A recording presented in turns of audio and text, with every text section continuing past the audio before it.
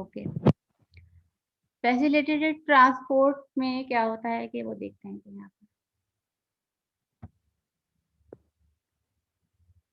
Facilitated transport जो है वो क्या है कि उसमें क्या है कि डिफ्यूजन क्या होती है कि प्रोटीन के जरिए जो है ना वो डिफ्यूजन हो रही होती है। तो उसमें क्या है डिफ्यूजन में क्या है कि कहाँ पर सोल्यूशन ट्रांसफर वो ट्रैवल करेगा कि हायर कंसंट्रेशन से लोअर कंसंट्रेशन की तरफ। तो यहाँ पर क्या है कि यहाँ पर दिखाया गया है कि यहाँ पर जो है ना आइंस जो है वो हायर कंसंट्रेशन में है, ज़्यादा है ना यहाँ पर आइंस। तो वो क्या करेंगे, वो लोअर कंसंट्रेशन की तरफ जाएंगे। अब उसमें क्या है कि यहाँ पर ये करियर प्रोटीन में यहाँ पर एक जगह है यहाँ पर, तो लॉक एंड की जैसे हो गया, तो लॉक और की। अब उसमें जैसे ये आयंस है तो ये वाले आयंस ही इधर आके अटैच होंगे और फिर उसके बाद ये सेल के अंदर ट्रेवल करेंगे। इसके अलावा कोई और आयंस जहाँ पर अटैच ही नहीं हो सकता। इसकी जो जगह बनी हुई है सिर्फ इन्हीं आयंस के लिए बनी हुई है, स्पेसिफिक फॉर दैट आयंस। तो अब वो यहाँ पर कैसे मतलब इस कोई फॉर एग्जांपल एक प्रोटीन है तो वो एक ही एंड को करेगा, इन करेगा। एक या दो आयंस जो भी हैं उसको करेगा। ठीक है, सोडियम पोटेशियम, एक सोडियम पोटेशियम पंप इनको होता है। कैसे? जी मिस। उसमें क्या होता है कि सोडियम पोटेशियम पंप में क्या होता है कि सोडियम और पोटेशियम, जैसे कि सोडियम अगर इसमें यहाँ पर पढ़ सकते हैं चेंज इन शेप हाँ। अब क्या है कि जो प्रोटीन का जो शेप है वो क्या है, उसमें क्या होगा कि जब बाहर से जो है ना वो पोटेशियम आयन जो है ना वो अंदर आ रहे हैं सेल के अंदर। तो अब क्या है कि जो प्रोटीन है वो कैसा होगा, वो खुलेगा। उसके अंदर क्या है कि पोटेशियम आयन आ जाएंगे अंदर के। अब जब पोटेशियम आयन आएंगे तो उसकी जो कॉन्फ़िगरेशन है वो चेंज हो जाएगी, और फिर वो जब वो फिर कॉन्फ़िगरेशन चेंज होगी और फिर वो अंदर जाके वो सेल के अंदर खुल मैं वही जाएगा। पूछ रहा हूँ कि यार जो प्रोटीन है, प्रोटीन चैनल्स हैं, उनको कैसे पता होता है कि मतलब जो ये सोडियम ही आ रहा है या पोटेशियम ही आ रहा है? ये वो है ही कोई उनके, मतलब उसके साथ कोई और आयन भी आ सकता है? तो वो उनको एंट्री नहीं देंगे ना। जो जगह उन्होंने जो स्पेसिफिक क्यों नहीं? जगह है उसके क्यों नहीं अंदर देंगे? वो क्यों होता है? कॉन्फ़िगरेशन ही नहीं है उसकी, तो वो उसकी एंट्री नहीं होगी। हर किसी के लिए अलग बनाया हुआ है, हर किसी आयन के लिए अलग है। तो इस पंप में क्या है कि जब वो पोटेशियम बाहर से जब ना अंदर आया सेल के, तो जो प्रोटीन है वो ओपन हो गया।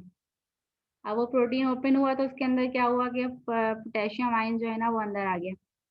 अब वो पोटेशियम आयन जब अंदर आया, फिर वो अ, अंदर आया सेल की, वो जो प्रोटीन है उसकी जो कॉन्फ़िगरेशन है वो चेंज हो गई और वो फिर अंदर जाके वो खुल गया। वो आयन, वो चैनल खुला, वो करियर प्रोटीन जो है वो खुला और उसने क्या किया है कि पोटेशियम को सेल के अंदर ट्रांसपोर्ट कर दिया।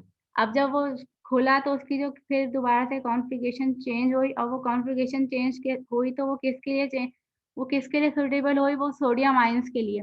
अब उस वो जो कॉन्फ़िगरेशन चेंज हुई थी उससे क्या हुआ, सोडियम आयंस जो है ना वो इज़िली उसके अंदर एंटर हुआ और सोडियम आयंस के अंदर चलेगा। अब वो सोडियम आयन वो की बाहर ट्रांसफ़र हो गई, सेल से आउटसाइड सेल उसकी ट्रांसफ़र हो गई। तो इसी तरीके से ये सोडियम पोटेशियम पंप वर्क करते हैं।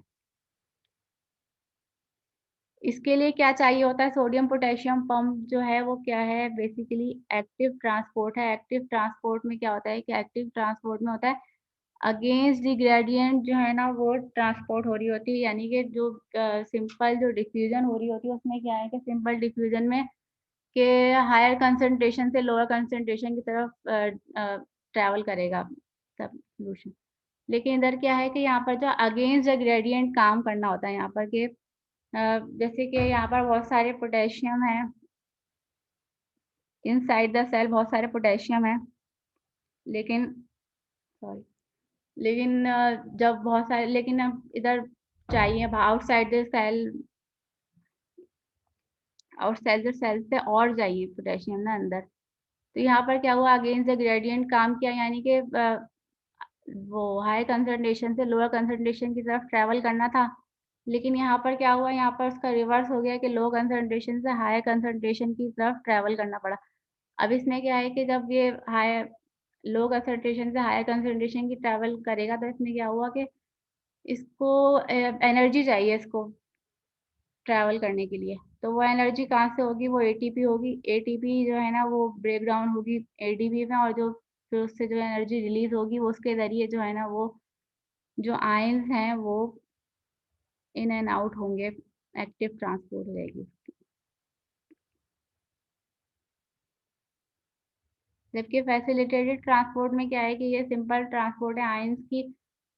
तो इसमें क्या है कि जब हायर कंसंट्रेशन से लोअर कंसंट्रेशन की तरफ ट्रैवल किया और जब इक्विलिब्रियम हुआ तो फिर वो इक्वल हो गया, फिर वो उससे कोई फर्क नहीं मतलब कंसंट्रेशन इक्वल हो गई। फिर जब कंसंट्रेशन में डिफरेंस आएगा तो फिर वो ट्रैवलिंग।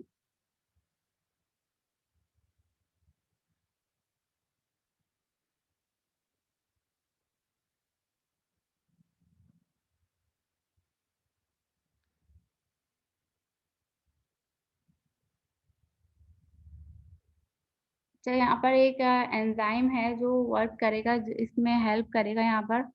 वो क्या है, एटीपीएस एंजाइम है। जो एटीपीएस एंजाइम क्या है, solute pump that pumps sodium out of the cell while pumping potassium into the cell both against their concentration gradient.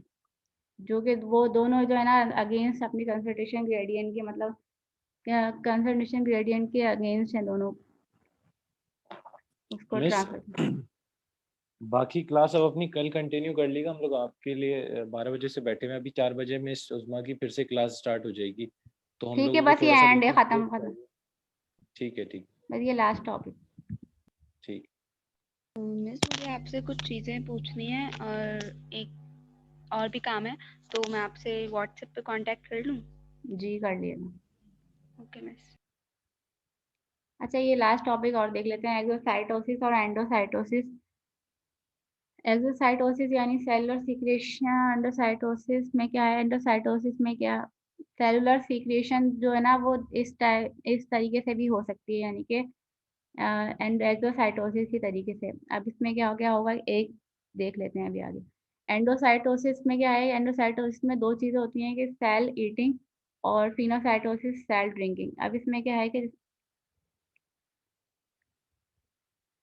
अब इसमें ये होगा कि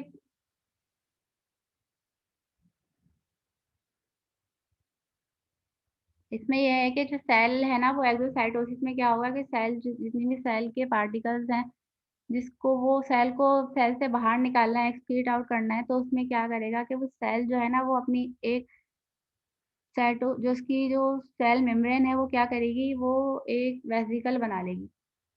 उस वेसिकल के जरिए जो है ना वो क्या होगा कि सेल की जितना भी वेस्ट मटेरियल है वो आउट ऑफ द सेल चला जाएगा। वो सेल जो वेसिकल बनाएगी, वो सेल क्या होगा, ये जो सेल मेम्ब्रेन का एक जो पार्ट है, लेयर है, ये ब्रोक होगी एकदम से, और उसमें से जो है ना वो वेसिकल, जो गोल सा वेसिकल नजर आ रहा है ना, इसको वेसिकल बोल रहे हैं। ये वेसिकल जो है ना वो इधर जाएगी और वो यहाँ से बाहर निकल जाएगी, और फिर जब जैसे ही वो बाहर निकलेगी सेल मेम्ब्रेन दोबारा से अपना रिक्रिएट हो जाएगी और वैसे ही अपनी शेप में आ जाएगी जैसे पहले थी। अब इसमें एंडोसाइटोसिस में जब सेल को कुछ अंदर, अपनी सेल के अंदर लेना होगा कुछ पार्टिकल्स, तो उसमें क्या है कि सेल ईटिंग फैगोसाइट, दो टाइप के होते हैं, फैगोसाइटोसिस और मरियम, फिनोसाइटोसिस। फैगोसाइटोसिस में क्या है कि मरियम, सेल ईटिंग, ये राइट सकते हैं। सेल ईटिंग में क्या होगा कि सेल जो है ना हाँ है उसकी कितने? वेसिकल जो है ना वो अंदर की चलो तरफ मुझे वेसिकल बनाएगी और उसके अंदर जो पार्टिकल हैं वो उसके अंदर आएंगे, और फिर वो पापा के तो नहीं है?